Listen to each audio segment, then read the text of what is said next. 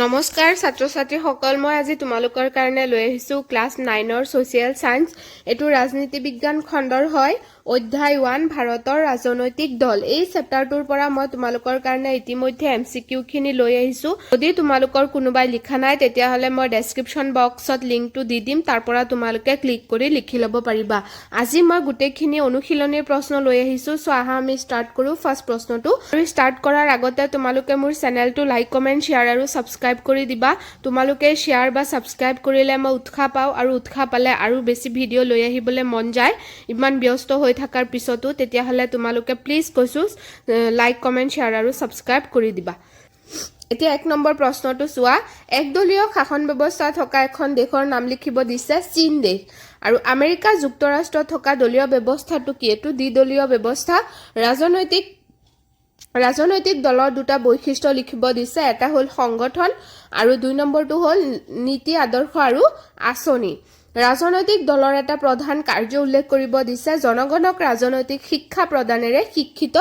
কৰা ইয়াৰ পিছত আছে অসমৰ এটা আঞ্চলিক দলৰ নাম লিখা অসম গণ পৰিষদ এজিপি যাক নেকি কোৱা হয় পিছত আছে ঝাৰখণ্ডৰ মুখ্য আঞ্চলিক দলটো কি ঝাৰখণ্ড মুক্তি মৰ্চা পিছত আছে ইউপিএৰ সম্পূৰ্ণ অৰ্থ লিখা সংযুক্ত প্ৰগতিশীল মৰ্চা তাৰ মানে এটো হ'ব ইউনাইটেড প্ৰগ্ৰেছিভ এলায়েন্স ঠিক আছে ইয়াৰ পিছৰ প্ৰশ্নটো চোৱা ভাৰতবৰ্ষৰ প্ৰথম ৰাজনৈতিক দল কোনটো ভাৰতীয় জাতীয় কংগ্ৰেছ এটো 1885 চনত প্ৰতিষ্ঠা কৰা হৈছিল তোমালোকে এটো জানি থবা মই এমসিকিউ দি দিছো পিছত আছে কাৰ নেতৃত্বত দি ইণ্ডিয়ান এছ'চিয়েশ্যন গঠন হৈছিল এছ.এন. বেনাৰ্জীৰ নেতৃত্বত এছ.এন. বেনাৰ্জী মানে সুৰেন্দ্ৰনাথ বেনাৰ্জী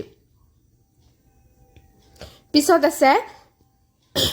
ভাৰতৰ জাতীয় কংগ্ৰেছৰ প্ৰথম সভাপতি কোন আছিল এতিয়া উমেশ চন্দ্ৰ বেনাৰ্জী আছিল প্ৰথম সভাপতি পিছত আছিল ভাৰতবৰ্ষৰ দলীয় ব্যৱস্থাটোৰ প্ৰধান বৈশিষ্ট্য কি ভাৰতবৰ্ষৰ দলীয় ব্যৱস্থাটোৰ প্ৰধান বৈশিষ্ট্য হল ভাৰতবৰ্ষত বহুদলীয় শাসন ব্যৱস্থা বিৰাজমান য'ত বিভিন্ন ৰাজনৈতিক দলে নিৰ্বাচনত অংশগ্ৰহণ কৰে আৰু সংখ্যাগৰিষ্ঠ লাভ কৰা একাধিক দলে লগ লাগি সংযুক্ত চৰকাৰ গঠন কৰে আৰু চৰকাৰৰ বাহিৰত থকা দলসমূহে বিৰোধী দল হিচাপে কাম কৰে পিছত আছে 2 নম্বৰ গণতান্ত্ৰিক ৰাষ্ট্ৰ এখনৰ বাবে কি দলীয় ব্যৱস্থা বিশেষভাৱে উপযোগী উত্তৰটো হ'ব গণতান্ত্ৰিক ৰাষ্ট্ৰ এখনৰ বাবে দ্বিদলীয় ব্যৱস্থা বিশেষভাৱে উপযোগী কাৰণ দ্বিদলীয় ব্যৱস্থা থকা গণতান্ত্ৰিক ৰাষ্ট্ৰ এখন অধিক সুস্থিৰ আৰু সবল এই ব্যৱস্থা থকা গণতান্ত্ৰিক ৰাষ্ট্ৰ এখনত সহজতে ৰাজনৈতিক সংকটে দেখা নিদিয়ে পিছত আছে ৰাজনৈতিক দলৰ প্ৰধান বৈশিষ্ট্য 4টা উল্লেখ কৰিব দিছে এখিনি পঢ়ি থবা তোমালোকে সংগঠন নীতি আদৰ্শ আৰু আচনি ক্ষমতা দখলৰ বাবে থকা আকাংক্ষা পিছত আছে জাতীয় স্বাৰ্থৰ প্ৰতি সন্মান ইয়াৰ পিছৰ প্ৰশ্নটো চোৱা 5টা আঞ্চলিক ৰাজনৈতিক দলৰ নাম লিখিব দিছে এতিয়া অসম গণ পৰিষদ অসমৰ হয় আকালি দল পাঞ্জাবৰ হয় শিৱসেনা মহাৰাষ্ট্ৰৰ হয় পিছত আছে তেলেগু দেশম অন্ধ্ৰ প্ৰদেশৰ হয় আৰু দ্ৰাবিড় মুন্নেত্ৰা কাজাগম তামিলনাডুৰ হয় এটো দ্ৰাবিড় মুন্নেত্ৰা কাজাগম ভাৰতৰ ভিতৰত প্ৰথম আঞ্চলিক দল হয় এটো মনত ৰাখিবা তোমালোকে আৰু এটো কৰ হয় তামিলনাডুৰ হয় পিছত আছে মৰ্চা চৰকাৰ বুলিলে কি বুজা যেতিয়া কোনো এটা বিশেষ ৰাজনৈতিক দলে একক সংখ্যা গৰিষ্ঠতা লাভ কৰি চৰকাৰ গঠন কৰিবলৈ অসমৰ্থ হয় তেতিয়া কেইবাটাও ৰাজনৈতিক দল একগোট হৈ চৰকাৰ গঠন কৰে এনে চৰকাৰকে মৰ্চা চৰকাৰ বোলা হয় ইয়াৰ পিছত প্ৰশ্ন দীঘল প্ৰশ্ন সংযুক্ত চৰকাৰ বুলিলে কি বুজা সংযুক্ত চৰকাৰ কি পৰিস্থিতিত গঠিত হয় যেতিয়া কোনো এটা বিশেষ ৰাজনৈতিক দলে একক সংখ্যা গৰিষ্ঠতা লাভ কৰি চৰকাৰ গঠন কৰিবলৈ সেম টু সেম প্ৰশ্ন হয় সংযুক্ত বা মৰ্চা চৰকাৰ যেতিয়া কোনো এটা দলে কি নাপায় যিমান কেটা সিট পাব লাগিছিল কিমানটা সিট নাপায় তেতিয়া বহুত কেটা ৰাজনৈতিক দল একলগ হৈ এটা সংযুক্ত চৰকাৰ গঠন কৰে তাকে মৰ্চা চৰকাৰ বা সংযুক্ত চৰকাৰ বুলা হয় পিছত আছে যেতিয়া এটা নিৰ্বাচনত কোটি কোটি টকা খৰচ হোৱাৰ পিছত যদি চৰকাৰ গঠনত জটিলতা আহে তেন্তে পুনৰ নিৰ্বাচন পাতি চৰকাৰী ধনৰ অপব্যয় হ'বলৈ নিদিয়াৰ চেষ্টাত সংযুক্ত চৰকাৰ গঠন হয় ইয়াৰ উপৰিও চৰকাৰত আঞ্চলিক প্ৰতিনিধিত্বৰ বিষয়টোৱেও সংযুক্ত বা মৰ্চা চৰকাৰ গঠনত গুৰুত্ব পায় পিছত আছে সংযুক্ত অথবা মৰ্চা চৰকাৰৰ দুটা গুণ আৰু দুটা দুখ আলোচনা কৰিব দিছে এতিয়া দুটা প্ৰথমতে গুণ দুটা হ'ব পৰিস্থিতি আৰু সময় সাপেক্ষ সংযুক্ত চৰকাৰ কি হয় পৰিস্থিতি আৰু সময় সাপেক্ষ হয় আৰু 2 নম্বৰটো এখিনি ভিতৰৰখিনি তোমালোকে লিখিবা আৰু 2 নম্বৰটো হ'ব মানে খ নম্বৰ জাতীয় ঐক্য সংহতি ৰক্ষা কৰে সংযুক্ত চৰকাৰে কাৰণ বহুত কেইটা দল একলগ হৈ থাকে গুটেকেটা দলৰে বেলেগ বেলেগ চিন্তাধাৰা থাকে সকলোৰে কথা মানিব লাগে সেইকাৰণে ঐক্য আৰু সংহতি ৰক্ষা হয় সংযুক্ত চৰকাৰত পিছত আছে মৰ্চা চৰকাৰৰ দুটা লিখিব দিছে ক্ষণস্থায়ী অথবা অস্থিৰ এতিয়া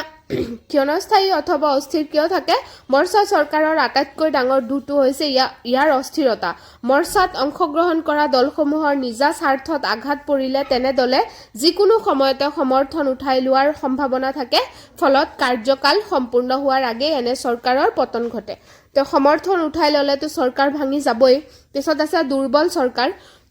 মৰ্চা চৰকাৰ সাধাৰণতে দুৰ্বল হয় অংশগ্ৰহণকাৰী সকলো দলকে সন্তুষ্ট ৰাখিবলগীয়া হোৱাৰ বাবে এই চৰকাৰে কোনো বিষয়তে দৃঢ়তাৰে আগবাঢ়িব নোৱাৰে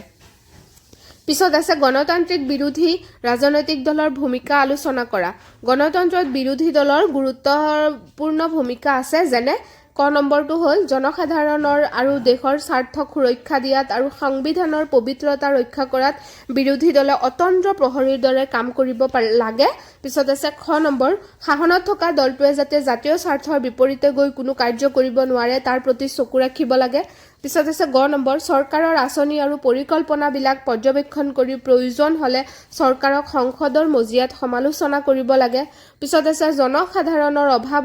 অভিযোগ আশা আকাংক্ষাক সংসদৰ মজিয়াত দাঙি ধৰা নম্বৰটো আছে প্ৰয়োজন সাপেক্ষে বিকল্প চৰকাৰ গঠনৰ বাবে সাজু থকা পিছত আছে জনমত গঠন কৰা ইয়াৰ পিছৰ প্ৰশ্নটো আছে আঞ্চলিক ৰাজনৈতিক দলৰ জন্মৰ মূল কাৰণ কেইটা আলোচনা কৰা এতিয়া কাৰণ কেইটা 1 নম্বৰটো হ'ব সৰ্বভাৰতীয় ৰাজনৈতিক দলৰ বৈষম্যমূলক নীতি খ নম্বৰটো হ'ব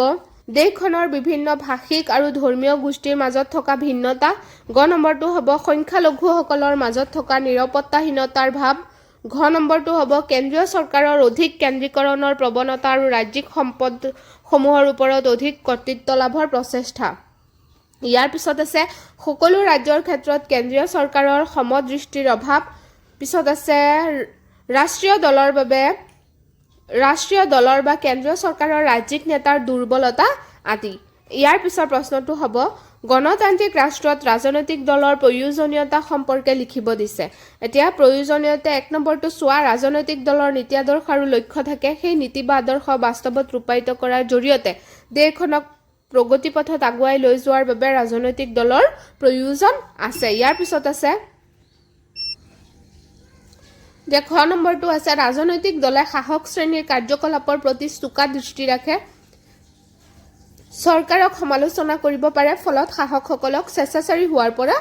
ৰক্ষা কৰে পিছত আছে দেশখনৰ জনগণক ৰাজনৈতিক শিক্ষা প্ৰদান কৰিবলৈ আৰু নাগৰিকে নিজৰ দেশৰ প্ৰতি থকা দায়িত্বৰ প্ৰতি সচেতন কৰিবলৈ ৰাজনৈতিক দলৰ প্ৰয়োজন আছে পিছত আছে ৰাজনৈতিক দলৰ জৰিয়তে দেশৰ সাধাৰণ প্ৰজাই শাসন কাৰ্যত ভাগ ল'ব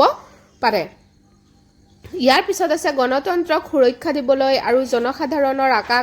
আশা আকাংক্ষাৰ বুজ ল'বলৈ ৰাজনৈতিক দলৰ অতি প্ৰয়োজন আছে পিছত আছে ৰাজনৈতিক দলৰ বৈশিষ্ট্য আৰু কাৰ্যাৱলী উল্লেখ কৰা নম্বৰটো চোৱা সংগঠন নীতি আদৰ্শ আৰু আঁচনি 2 নম্বৰ গ নম্বৰটো হ'ব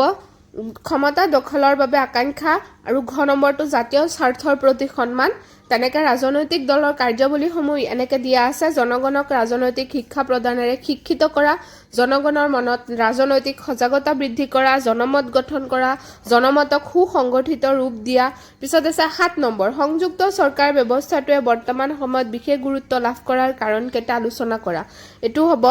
যে নিৰ্বাচনত কোনো দলে প্ৰয়োজনীয় সংখ্যক আসন লাভ কৰিব নোৱাৰিলে মৰ্চা চৰকাৰ গঠন কৰিব পাৰি এনে মৰ্চা চৰকাৰ গঠন হলে দেশখনে নতুন নিৰ্বাচন অনুষ্ঠিত কৰাৰ খৰচৰ পৰা ৰেহাই পায় ফলত দেশখনত অপব্যয় হ্ৰাস পায় মৰ্চা চৰকাৰত ৰাষ্ট্ৰীয় দলৰ উপৰিও আঞ্চলিক দলৰ বাবেও অংশগ্ৰহণ কৰিব পাৰে ফলত আঞ্চলিক দলবোৰৰ প্ৰত্যাশা পূৰণ হয় পিছত আছে মৰ্চা চৰকাৰে ইয়াৰ লগত যোগদান কৰা সকলোবোৰ দলৰ নীতি আদৰ্শক সন্মান জনাব লাগে ফলত দেশখনত সহনশীলতা সহযোগিতা আৰু সমিল মিলৰে কাম কৰাৰ প্ৰৱণতা আৰু মানসিকতা বৃদ্ধি পায় তেনেকৈ ঘ নম্বৰটো আছে লিখি ল'বা পিছত আছে উঙ নম্বৰটো লিখি ল'বা সো এইখিনি আছিলে আজিৰ প্ৰশ্ন এইখিনি অনুশীলনীৰ প্ৰশ্ন আছিলে সো এইখিনি আছিলে প্ৰশ্ন সো তোমালোকে ধুনীয়াকৈ লিখবা আৰু লগতে মোৰ চেনেলটো লাইক কমেন্ট শ্বেয়াৰ আৰু সাবস্ক্ৰাইব কৰি দিবা আৰু লগতে জনাবা তোমালোকৰ কোনটো চেপ্টাৰ লাগে কোনটো বিষয়ত আৰু বেছি বেছি প্ৰশ্ন উত্তৰ লাগে সেইখিনি মই দিবলৈ চেষ্টা কৰিম সো তোমালোকলৈ বহুত বহুত বহুত ধন্যবাদ থাকিল